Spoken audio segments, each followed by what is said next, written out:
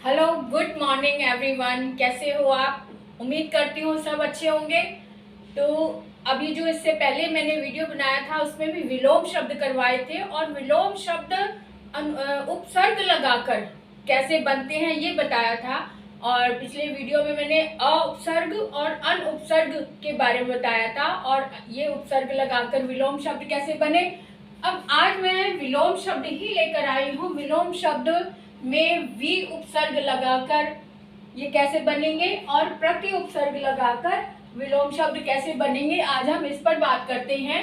तो देखते हैं, शुरू करते हैं आज की क्लास अरुणा कालिया के साथ। और अगर आप पहली बार देख रहे हैं तो जल्दी से सब्सक्राइब कर दीजिए, लाइक कर दीजिए और बेल आइकन पर जरूर जाएं और ऑल को टच कर दें ताकि सभी वीडियो आप तक सबसे पहले पहुंचे। ठीक है, तो आज की क्लास विलोम शब्द के साथ वी उपसर्ग लगने से इस तरह से शब्द बनते हैं। और पहली बात मैं ये बता दूं कि वी उपसर्ग का मतलब क्या होता है।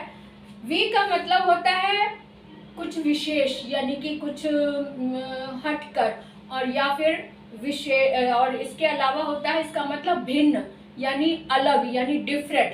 तो इसके मीनिंग को समझते हुए जब हम इसमें लगाएंगे और जो शब्द है इसका जब विलोम बनेगा तब आपको उसके मीनिंग का अच्छे से समझ में आ जाएगा।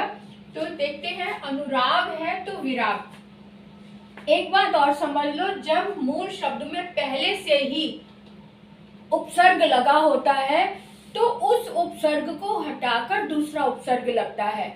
यानी कि इसमें अनुराग है तो अनु उपसर्ग लगा हुआ पहले से, तो अनु को हटाकर हमने वी लगा दिया, वी राग, क्योंकि राग इसमें मूल शब्द है ना। तो इसलिए अनुराग का विराग हो गया। आकर्षण है तो विकर्षण हो गया। आ भी उपसर्ग है तो आ को हटाकर हमने वी लगा दिया, विकर्षण हो गया। सम है तो विषम हो गया। अब आप कहेंगे यहाँ पे तो सम है और ये शम, यहाँ पर भी ये शम, ये ही शम ही है। सम का मतलब बराबर होता है, लेकिन यहाँ पर कुछ नियम होते हैं संधियों में। तो उसमें उस नियम के आधार पर जब विसर्ग, जब कोई दूसरा वो लग जाता है, उपसर्ग लग जाता है, तो ये स श में परिवर्तित हो जाता है। इसलिए सम का विषम हो गया। ठीक है, पराजय विजय, यहाँ पे भी परा उपसर्ग लगा है, इसकी जगह वी उपसर्ग लग गया, विजय हो गया। समर्थन का विरोध हो गया। अब यहाँ पर देखो, विरोध, समर्थन का विरोध हुआ है, थोड़ा डिफरेंट शब्द बना है। क्रोध का मतलब होता है रुकावट डालना कुछ, तो समर्थन का मतलब किसी के समर्थन में बात करना। तो ऐसे भी विलोम शब्द बनते हैं जो थोड़े से अलग होते हैं, लेकिन है इसी का ही ये। समर्थन, विरोध, रत, विरत, संकल्प, विकल्प। यहाँ पे सम उपसर्ग लगा हुआ था तो सम को हटाकर हमने यहाँ पे वी लगा दिया, विकल्प हो गया ना। स्मृति, विस्मृति, संपद, विपद, यहाँ पे भी सम उपसर्ग लगा हुआ है और सम को हटाकर यहाँ पे वी लग गया, विपद। पक्ष, विपक्ष। ठीक है, ये बात समझ में आ गई। अब यहाँ पर हमने प्रति उपसर्ग का प्रयोग किया है, तो प्रति का भी अर्थ समझ लेते हैं। प्रति का मतलब होता है की ओर, या फिर प्रत्येक, या फिर आमने सामने, यानी कि सामने वाली टीम। जैसे दो दल होते हैं तो एक, जैसे वाद है, क्या वाद बोलना, और उसके सामने वाला जब उसका उत्तर देता है तो प्रतिवाद हो गया।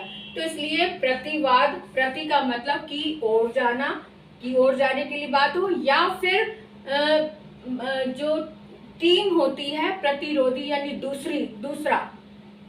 दूसरी टीम का, यानी सामने वाला, यानी कि अपोजिट पार्टी वाला जब की बात होती है तब प्रति शब्द आता है। अब यहाँ पे देखो प्रति कैसे लगा है, उत्तर, प्रति उत्तर।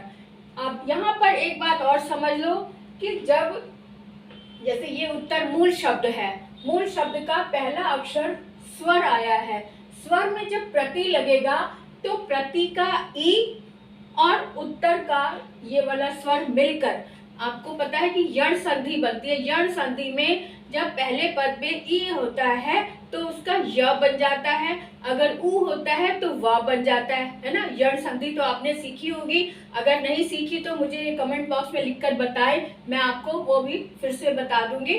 तो इसलिए यहाँ पर ऊ होने की वजह से ये ई, पहले ई आया था ना, प्रति ई का य हो जाता है, तो इसलिए ई का य हो गया, और जो ये ऊ है ये मात्रा के रूप में इसमें लग गया, इसलिए यहाँ पर प्रति उपसर्ग लगाकर शब्द, नया शब्द बना हमारे पास प्रत्युत्तर, है ना।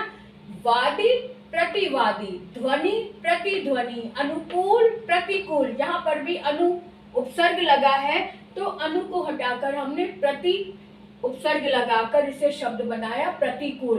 क्रिया प्रतिक्रिया, सतयोगी प्रतियोगी, बिंब प्रतिबिंब, पक्ष प्रतिपक्ष, घात प्रतिघात, आक्रमण प्रत्याक्रमण, यहाँ पर भी ये आक्रमण जो है मूल शब्द है, इसलिए प्रति उपसर्ग लगाकर हमने यण संधि के माध्यम से इस शब्द को इस तरह से बना दिया, क्योंकि ई का य हो गया और य में ये आ मात्रा के रूप में लग गया, तो ये प्रत्याक्रमण ये शब्द बन गया। ठीक है, तो अब आपको ठीक से समझ में आ गया होगा कि जब हम विलोम करते हैं, विलोम शब्द बनाते हैं, और अगर साथ में उसमें संधि करने का भी सवाल आ जाता है कई बार, तो आपने संधि सीखी है तो संधि को ध्यान में रख कर इस शब्द को जोड़ने की प्रैक्टिस करें, तो आपको शब्द बहुत अच्छे से समझ में आ जाएंगे। तो आज का मैं वीडियो यहीं समाप्त करती हूँ, अगले वीडियो तक के लिए विदा लेते हैं। Okay, bye bye.